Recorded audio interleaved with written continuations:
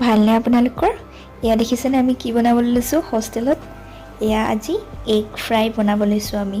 এয়া ৰাখিয়ে পূৰা বনাবলৈ লাগি গৈছে ইণ্ডাকশ্যনত। হোষ্টেলত দিয়া মেছৰ খানাৰ উপৰিও এনেকৈ ৰুমত বনাই খোৱাৰ মজাটোৱে বেলেগ হয়নে নহয় কওকচোন? হোষ্টেলৰ মেছৰ খানা যিমান ভাল দিলেও নাজানো কিয় মই হোষ্টেলৰ হিচাপে বা নাজানো বেলেগ হোষ্টেলৰ কাৰণে কেনেকুৱা লাগে, মোৰ প্ৰতিটো খানাই ভাল নালাগে। তো মই বেছিভাগ বাহিৰত খোৱাটোৱে প্ৰিফাৰ কৰোঁ। নাজানো কিয় মোৰ এনেকুৱা কিয় ফিল হয় যে হোষ্টেলৰ খানা মোৰ টেষ্টি নালাগে খাই, কি কাৰণে নাজানো মই। দেন আমি ইভিনিং আহি অলপ বেডমিণ্টন খেলিবলৈ আহিলোঁ আমাৰ লগৰকেইটাৰ লগত।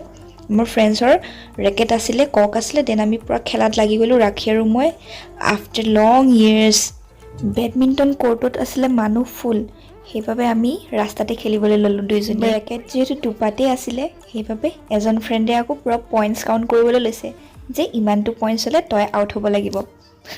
এই সৰু সৰু মুহূৰ্তবোৰ যে মই ইহঁতৰ লগত স্পেণ্ড কৰিছোঁ মোৰ বাবে খুব স্মৰণীয় হৈ ৰ'ব।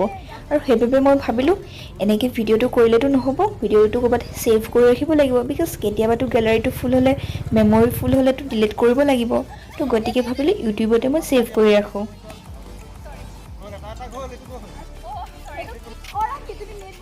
তাৰপিছত আমি পেষ্ট্ৰি খাবলৈ আহিলোঁ। পেষ্ট্ৰি খাই পেলাই আমি হোষ্টেলত গুচি আহিলোঁ। যিহেতু ৰাতি হ'ল আজিলৈ আহিলোঁ, বাই বাই। আৰু এই জেলেপি দিছিলে আমাৰ লগৰজনে, thank you Basit for this jalebi.